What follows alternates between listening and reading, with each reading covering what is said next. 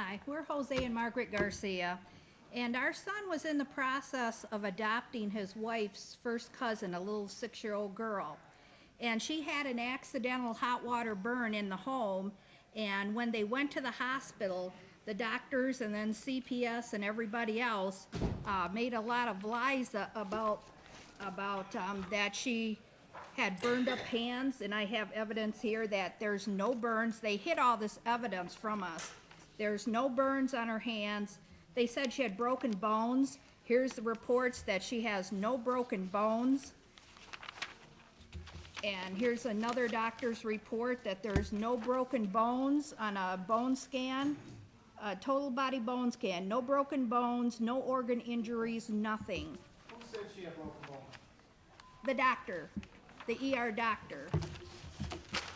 And here, this is another hidden doctor's report. This one's through Blodgett. These are through Metropolitan Hospital.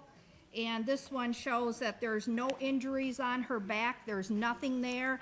They tried to say that she had bruises all over her back, and old bruises, new bruises, like she was beat all the time. That report proves she has nothing there. And then this is our adoption denial report.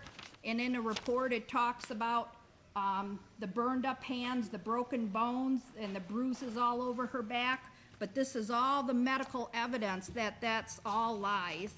And then when we were in court, the prosecutor, Laura Clifton, who is also a former lawyer from Bethany Christian Services, who has our case, she lied to the jury that there were bruises all over her back and that they found more injuries, and that's a total lie. No evidence at all. Nothing.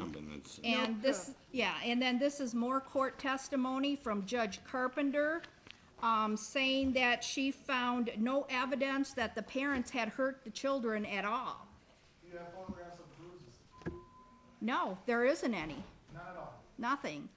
Do you have the original doctor's report from the emergency room? Yes, that's what these are. These are all the medical reports that proves it's all lies. You know, they're culpable under criminal law because these are federal for Social Security funds, falsification of government documents, and turned over to court as a 5-year felony and $10,000 fine and/or both. We have found, we had lawyers who were gonna help sue everybody for what they had done to us, and then all of a sudden, nobody would touch our case. So no one would touch our case, so there's a whole lot of corruption going on in the whole system. And if I wanna speak with one thing you mentioned is, just a minute, one thing you mentioned about them cutting out the children from the family. That's exactly what they do. They totally cut the child off from the family. Okay, sir in the back, what was your question? Sir? What was your question? Yes. You took it to the federal district attorney, correct? We went through the Section 45, we went through the appeals court, as well as my son. My son and I have been doing a parallel fight through the courts. Section 45 is Section Bill 45. Johnson and MCI. We can never win. Yeah, against you Bill can never Johnson. win because they're all corrupt. So I went through Section 45, I went through the appeals court, I went through Michigan Supreme Court and the U.S. Supreme Court, and nobody will help us. Who were the judges at every level?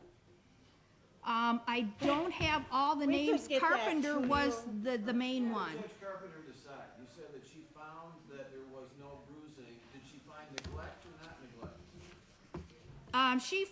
She found that there was no evidence that the parents hurt the children. Was the child made a ward of the court or Yes, yes, So they was the jury- terminated parental the rights. jury came back and found neglect, or was it Judge Carp? Was it a jury trial? It was jury. And the jury It was said- jury, but they didn't see this evidence. No, but they still found that there was neglect. Yeah, Yes, or abuse. yes, they did. Why didn't they see Well, the evidence? actually, they didn't. That was not the case. The case was, should they let Carpenter make the decision of what to do with the children. So it was not that they found anything. It was, their decision was to see, would Judge Carpenter give her the decision to what to do. They did find factually that there was either neglect or abuse, which gave Judge Carpenter the authority to make decisions, true? Well, the jury themselves did not have that. That was not their job. Their job was just to say, should we let Carpenter make the decision of what to do with the I kids? understand, but the only authority they have to do it is if they find that there's either abuse or neglect. Because if they dismiss the case, then Judge Carpenter has no authority to make any decisions. So they must have made a finding of either neglect or abuse in the trial court, the jury must have, and that gave Judge Carpenter then, the trial judge, the authority to make decisions about the child. Yes, yes. So But- it But was a like I finding- said, I mean, this I think it's evidence was important that hidden. People understand there Yeah. was a finding by a jury of either neglect or abuse of. But they never saw the No, evidence.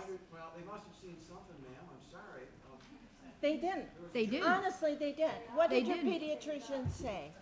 The pediatrician was completely blocked from the case. And then the last thing I wanted to point out is the children that they're stealing, a lot of these kids wind up being abused and also murdered.